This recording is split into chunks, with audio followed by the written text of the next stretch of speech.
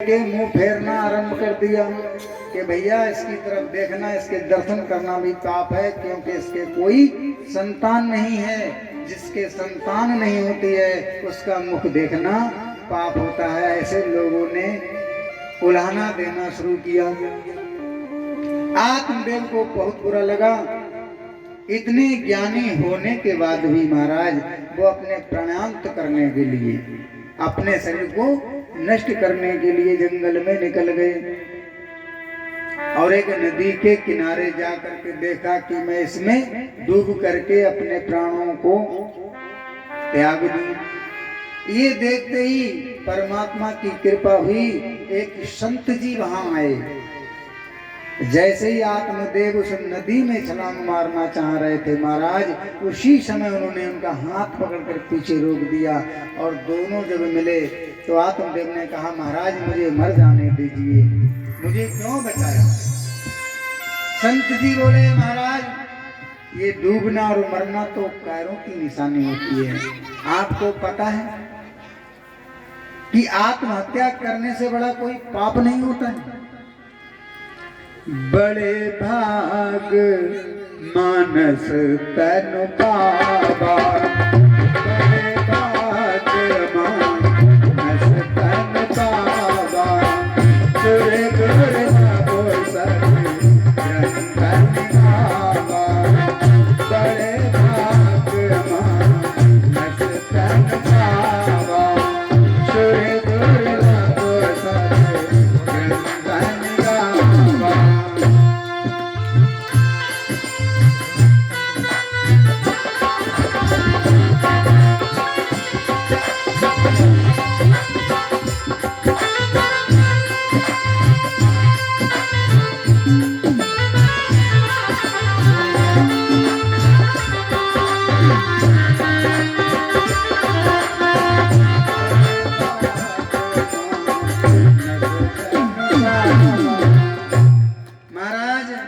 आपको पता है 84 लाख योनियां भुगतने के बाद मानव शरीर मिलता है और आप इस शरीर को नष्ट करना चाहते हैं, क्यों? बोले महाराज मैं बहुत दुखी हूं।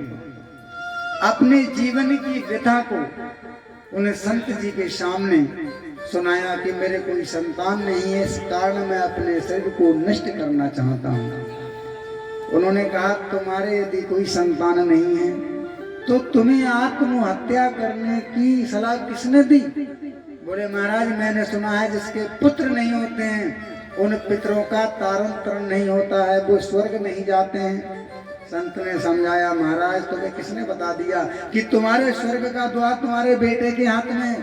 अरे भाई तुम जैसे कर्म करोगे वैसे कर्म तुम्हारे साथ चलेंगे, कोई किसी का कर्म नहीं बांटने वाला होता है। और याद रखना, जब हम भोजन करेंगे तो हमारी भूख मिटेगी, हम सोएंगे तभी हमें आराम मिलेगा, यदि हम भजन करेंगे तो मोक्ष हमारा होगा। कुछ कार्य ऐसे होते हैं कि हमें स्वयं करना चाहिए, जो दूसरे करते हैं उनके करने से हमें कोई लाभ मिलने वाला नहीं है। संत ने बहुत समझाया। आत्मदेव ने कहा, महाराज मुझे आप शिक्षा ना दें, क्योंकि मैं तो खुद आप समझ रहे हैं कि मैं वेदों का ज्ञाता हूं, मुझे ये सब आता है। सत्संग जो आप सुना रहे हैं, पर उपदेश कुशल बहु तेरे, महाराज दूसरे को शिक्षा तो दे रहे हो, पर मुझे शिक्षा मत दीजिए। देना ही है तो आप मुझे पुत्र दे दीजिए। अगर आप देना ही चाह रहे हैं तो पुत्र दीजिए, वरना मुझे मर जाने दीजिए। संत हृदय दया आ गई। बोले आत्मदेव की अभी बुद्धि काम नहीं कर रही है, तो अपनी झोली से एक फल निकाल करके कहा, लीजिए ब्राह्मण देवता ये घर ले जाओ और जाकर के अपनी पत्नी को ये फल खिलाना और तुम्हारे संतान की उत्पत्ति होगी। और जैसे ही महाराज आत्मदेव घर आए, पत्नी का नाम है धुंधली, जथा नाम तथा गुण। वो है आत्मदेव, जिनकी आत्मा में देवता वास करते हो, आत्मदेव। पत्नी का नाम है धुंधली। पता नहीं कैसे राशि मिली, विवाह हुआ। जैसे ही फल ला करके आत्मदेव ने हाथ में दिया, कहा, प्रिय ये फल खा लेना और हमारे घर कभी ना कभी बच्चे की उत्पत्ति हो जाएगी, हमारे घर कोई संतान आ जाएगी। धुंधली ने जैसे ही फल हाथ में लिया, लेकर के हाथ में बैठ गई, देखने लगी फल को कि बाबा ने दिया है फल। आजकल बाबा गली गली घूम रहे हैं, ऐसा फल दे रहे हैं, बच्चे पैदा होंगे। पहले तो वो अपने मन में ऐसा बनाने लगी भाव, जब तक एक सहेली आ गई, पड़ोसन। भागवत जी में तो कहा गया है कि इसकी बहन थी, वो आ गई, उसने आकर के फल को देखा कि दीदी ये फल कैसे हाथ में लिए बैठी हो? बोले अरे वो तुम्हारे पंडित जी है ना आत्मदेव, वो किसी से लेकर के आए, महात्मा ने दे दिया है। तो बोली फिर, बोली ये फल खा लूंगी तो कहा है कि मैं गर्भवती हो जाऊंगी, और तू तो जानती है कि ये बच्चे इत्यादि को बनाना, मल मूत्र में हाथ पैरों को समाना, ये सब व्यवस्था खराब हो जाती है, बच्चे नहीं करोगे।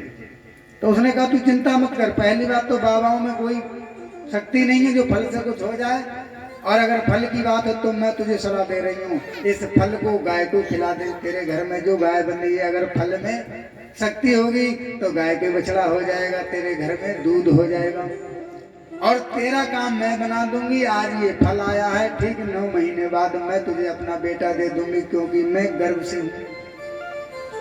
समझ रहे हैं ना बात के लिए? महाराज धुंधली की समझ में आ गई, क्योंकि ये बुरी बातें हमारी समझ में बहुत जल्दी आती हैं, और अच्छी अच्छी बातें कोई कितनी भी समझाए पर वो समझ में आने वाली नहीं है। धुंधली ने क्या किया, वो फल ले जा करके गाय को खिला दिया। धीरे धीरे समय बीता, महाराज उस गाय के एक बछड़े ने जन्म लिया। बछड़े ने क्या कि पूरा एक मानव था, जिसके कान जो थे गौ की तरह थे। ब्राह्मणों ने नामकरण संस्कार जब किया तो गोकर्ण रखा। गोकर्ण जो कान जो थे वो गाय के जैसे थे, और पूरा शरीर मानव के जैसा था, पूरा ही मानव था, क्योंकि फल संत का दिया हुआ था। पर गाय के बछड़े के होने के कारण उसका नाम गोकर्ण रखा गया। बोली गोकर्ण महाराज की। अब महाराज ठीक समय आया, धुंधली के यहाँ संतान होना थी, तो इसने धीरे धीरे बहाना करना शुरू किया। अपने पेट पे वस्त्रों को लपेट करके पंडित जी को ऐसे ही बहाने किया करती थी। और ठीक समय आया, पंडित जी घर थे या नहीं पता नहीं, लेकिन उस सहेली ने आकर के अपना बच्चा इसको दे दिया। इसने बच्चा होने का नाटक किया। और महाराज अब दूध कहाँ से आए? माता के दूध तो तब आता है जब बच्चे को जन्म देती है। लेकिन इसने फिर बहाना बनाया, कहा पंडित जी हमारी वो बहन है ना, उसके यहाँ एक बच्चा हुआ था, वो खत्म हो गया, और मेरे आंचल में दूध नहीं है, क्यों ना हो मैं उसे यहाँ बुला लूं तो मेरे बच्चे को दूध पान कराती रहेगी। बहाना भी अच्छा किया। पंडित जी ने कहा ठीक है, अगर ऐसा ही करना है तो बुला लीजिए। अब ये जैसा जैसा सोच रही थी वैसा वैसा सब हो रहा था। धीरे धीरे इसका भी नामकरण संस्कार हुआ, इसका नाम भी रख दिया, क्योंकि धुंधली का बच्चा था। और धुंधली का क्या, क्योंकि ना तो आत्मदेव का बच्चा है और ना ही धुंधली का है, पर धुंधली के गुणों को देख करके यथा नाम तथा गुण, और माता ही निर्माता होती है बच्चे की। माता के गुण देख करके ब्राह्मणों नाम रख दिया धुंधकारी। एक बेटे का नाम गोकर्ण और एक का नाम धुंधकारी। महाराज अब होने लगी बड़े होने की तैयारी। तो दोनों में भेद क्या था? जब बच्चे अब एक ही थाली में भोजन कर रहे हैं, एक ही अन्न खा रहे हैं, एक ही जल पी रहे हैं, लेकिन महाराज ध्यान रखना, नीम के वृक्ष पे आप रोजाना शहद डालिए, दूध डालिए, चीनी से सींचिए, दही से सींचिए, लेकिन वो नीम का वृक्ष कड़ुआ का कड़ुआ ही रहेगा। रहेगा कि नहीं रहेगा?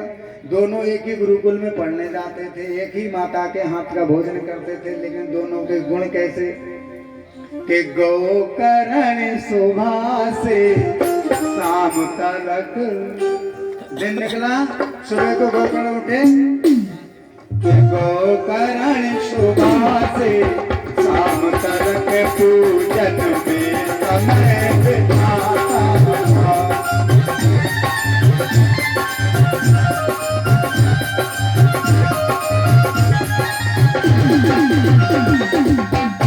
गोकर्ण सुबह से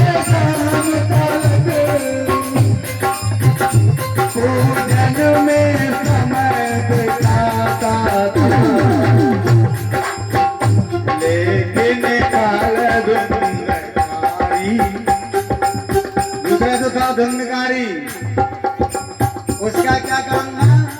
वो पैसों के घर जाता था, छुट्टी हुई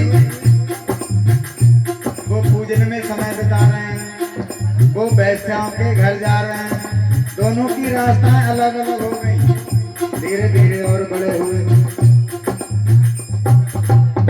जैसे ही बड़े हुए, पिताजी ने जब दोनों बच्चों की चर्चा हुई, ये गांव बस्ती जो होती है ना, ये बताती है कि महाराज तुम्हारे बेटे बड़े अच्छे हैं, महाराज आपके पुत्र बड़े लायक हैं, और भैया किसी का हो नालायक तो लायक कौन बताएगा। तो जैसे ही महाराज जिस गली से गोकर्ण जी गुजरते थे तो प्रणाम करते हुए थे, चाचा जी प्रणाम, माता जी प्रणाम, सब कहते थे देखो गाय का पुत्र है, कितना अच्छा है। और हम भी कहते ना कि भैया वो आदमी क्या, वो तो गऊ है, कहते नहीं कहते, तो गौ माता के पुत्र तो गौ ही होंगे। तो सब लोग चर्चा करते थे भाई आत्मदेव के भाग की सराहना नहीं है, परमात्मा जब देता है तो छप्पर फाड़ के देता है, जब लेता है तो खाल बिगाड़ के भी लेता है। बोले महाराज धुंधकारी को देखो, जिधर जाता है हाहाकार छा जाता है, और गोकर्ण जिधर जाता है उधर। बोले महाराज कितना सब बच्चा है, कितना बेटा अच्छा है। लेकिन महाराज शिकायतें धीरे धीरे जैसे धुंधकारी की ज्यादा आने लगी, तो धुंधकारी की शिकायतों को देख करके आज जैसे ही ध्यान किया आत्मदेव ने कि वो संत कह रहे थे कि महाराज तुम्हारे संतान नहीं है, एक जन्म में नहीं 7 जन्म भी तुम्हारे संतान नहीं है। और संतान तो मिली भगवत कृपा से, संतों की कृपा से संतान तो मिली, लेकिन फायदा क्या हुआ। अब गोकर्ण महाराज ने अपने पिताजी को समझाया कि पिताश्री आप कलेश ना करें, आप तो ज्ञानवान हैं और आप सब जानते हैं, तो आप पुत्र के मोह में क्यों पड़ रहे हैं। यदि आपको पुत्र का बर्ताव सही नहीं लग रहा है तो आप तप करने के लिए निकल जाओ। तो महाराज आत्मदेव जी ने अपना झोला डंडा उठाया और वो तो निकल गए घर से, क्योंकि चौथेपन का हाल ही यही होता है।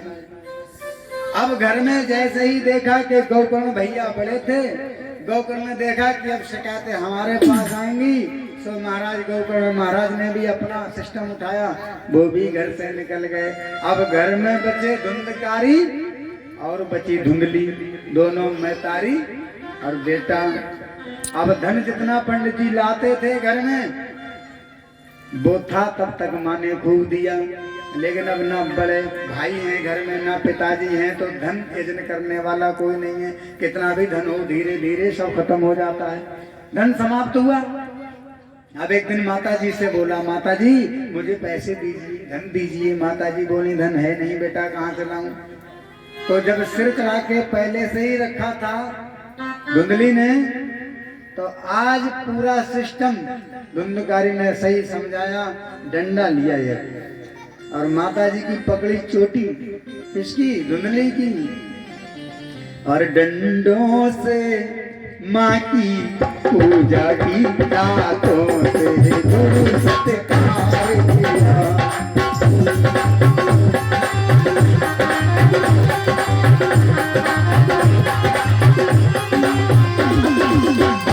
रातों से गुरु सत्कार किया, डंडों से माँ की पूजा की।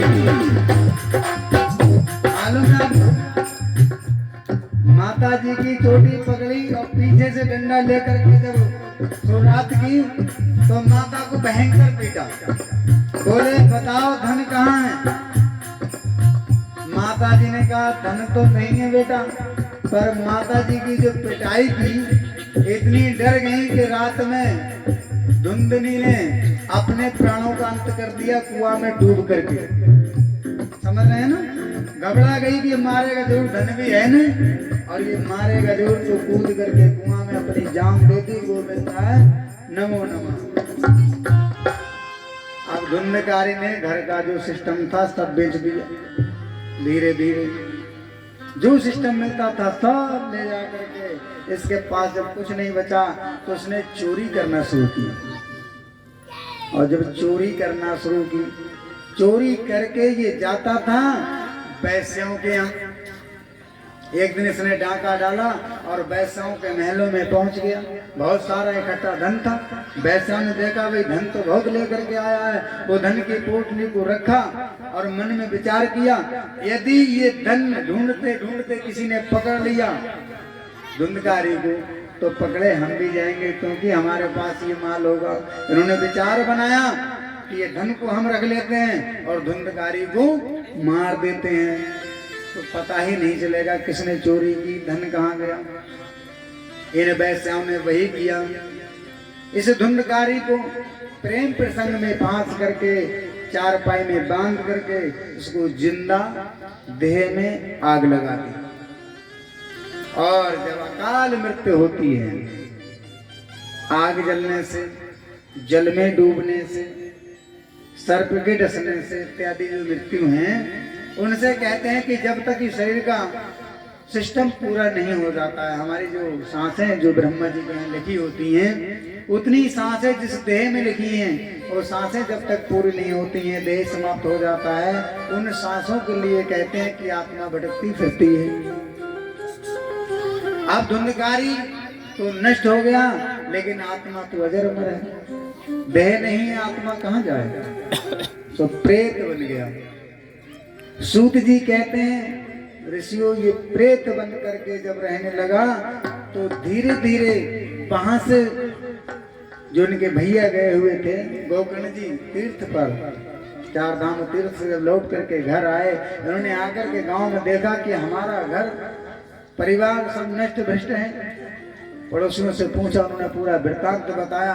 तो रात्रि के अंधेरे में इन्होंने अपने घर में आकर के झाड़ू बुढ़ारू करके जैसी सायकाल शाम को रात्रि में विश्राम किया, तो ये जो प्रेत बना हुआ था ना धुंधकारी, ये आकर के कभी घोड़ा बनता था, कभी बैल बन करके, कभी असली अपने भाई के रूप में बन करके गोकर्ण को दिखाई देने लगा।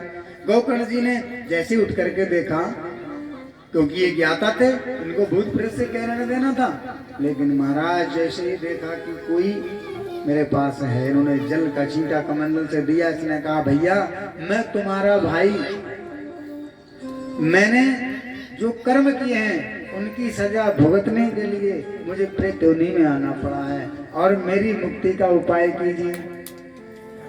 मुक्ति के उपाय के लिए जैसे ही गोकर्ण से कहा, गोकर्ण ने भी कहा, महाराज भाई तो भाई है, चाहे जैसा भी है, दया आई, संत हृदय है। तो बोले चिंता नहीं कर, मैं कल पहले तेरी मुक्ति का उपाय करूंगा। गोकर्ण महाराज काशी जाकर के, हरिद्वार जाकर के, प्रयागराज जाकर के, सब तीर्थों में, सब धामों में होकर के आए। सबसे बड़ा महत्व है पिंडदान का। गया जी में भी पिंडदान कराया। और जब घर आए तो ये भागवत जी कह रही हैं कि महाराज जैसे ही घर में प्रवेश किया, रात्रि शयन किया, देखते क्या है कि वो धुंधकारी वैसा ही पड़ा हुआ है, उसको कोई फर्क नहीं हुआ। कि भैया मैंने हर जगह तुम्हारे पिंडदान कराए, तुम्हारी मुक्ति का उपाय किया, पर तुम बोले भैया मुझे कुछ नहीं होने वाला है, मेरे अपराध बड़े जघन्य हैं। तब सुबह को महाराज गोकर्ण जी ने, इनके गुरु हैं भगवान सूर्य नारायण के पास जाकर के सूर्य भगवान से पूछा कि प्रभु मैं क्या करूं। तो सूर्य देव भगवान ने गोकर्ण महाराज को बताया कि गोकर्ण जी अपने भाई के लिए आप श्रीमद् भागवत कथा सुनाइए। क्या सुनाना है? श्रीमद् भागवत कथा। जिस कथा को हम लोग श्रवण कर रहे हैं ये भागवत जी रखी हुई है। उन्होंने कहा ठीक है महाराज। सारी सुव्यवस्था बनाई गई, बढ़िया पंडाल सजाया गया। वहां पर भी 33,000 संत जन बैठे, 33,000 संत महात्मा बैठे। एक 7 गांठी का एक बांस लगाया गया, उसके ऊपर एक काली झंडी लगाई गई। उस पर आकर के धुंधकारी काली झंडी बांस पर आकर के हर व्यक्ति के बैठने के लिए स्थान होता है। आपको बताता चलूं कि पंडाल के बाहर ही काली झंडी क्यों लगाई जाती है, क्योंकि जहां जहां कथा होती है, राम कथा सुनबे को रसिया, राम लखन सीता मन बसिया, राम द्वारे तुम रखवारे, होत न आज्ञा बिन पैसारे, भूत पिशाच निकट नहीं आवे, महावीर जब नाम सुनावे, तो जहाँ जहाँ कथा होती है तो वहाँ पर हनुमान जी विराजमान किए जाते हैं और हनुमान जी उस पंडाल में, उस समाज में रक्षा करते हैं जहाँ तक हम संकल्प देते हैं। और पंडाल के बाहर धुंधकारी बैठता है, क्योंकि वो पंडाल के अंदर नहीं आ सकता हनुमान जी के कारण। समझ रहे हैं ना? हनुमान जी का आसन दिया जाता है, हनुमान जी व्यास पीठ पर बैठते हैं आकर के। अब धुंधकारी कैसे अंदर आ जाएगा, तो इसलिए उसका बाहर पंडाल से बाहर एक झंडी लगती है उस गांठ पर। और जैसे ही कथा शुरू हुई, गोकर्ण महाराज ने पहले दिन में, दूसरे दिन, तीसरे दिन, चौथे दिन, पांचवें दिन ऐसे ही कथा करते चले गए। धीरे धीरे एक एक गांठ टूटती रही और धुंधकारी को उतनी ही मुक्ति मिलती रही। और जब सातवां दिन हुआ, जब कथा विराम की तरफ थी, तो महाराज जैसे ही देखते हैं सारे श्रोता लोग बैठे हुए थे, कथा विराम हुई, सप्तम दिन हुआ, एक बहुत ही चमकीला सिंहासन, विमान एक वहां पर आता है और धुंधकारी की 7 दिन की तपस्या पूरी होने के बाद उस धुंधकारी ने 4 भुजाओं का रूप लेकर के, सुंदर देह धारण करके महाराज उस सिंहासन पर बैठ करके जब जाता है, तो सारे श्रोता लोग बैठे देखते रह गए। और महाराज उस बात को प्रसन्न चिन्ह कर दिया कि बोले, महाराज ये बात बताओ, हमने इतने लोगों ने कथा सुनी, हमारे लिए विमान नहीं आया और तुम्हारा भाई था। गोकर्ण महाराज ने जब कथा सुनाई व्यासपीठ पर बैठ करके, तो बोले कि महाराज आपका भाई था धुंधकारी, वो प्रेत को मुक्ति मिल गई और हम सब लोग यहाँ पर बैठे हुए, हमें मुक्ति क्यों नहीं मिली? तो महाराज गोकर्ण जी ने कहा कि सुनो भाई, कि सब श्रोता श्रोता एक नहीं, कुछ सोते और सते हैं।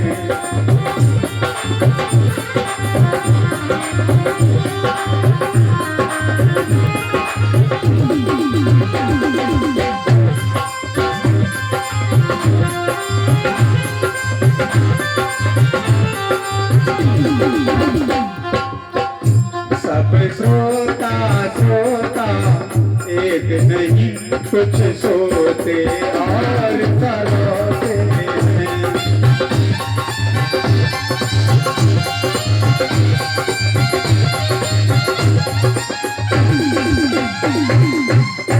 बोले सब श्रोता श्रोता एक नहीं, कुछ सोते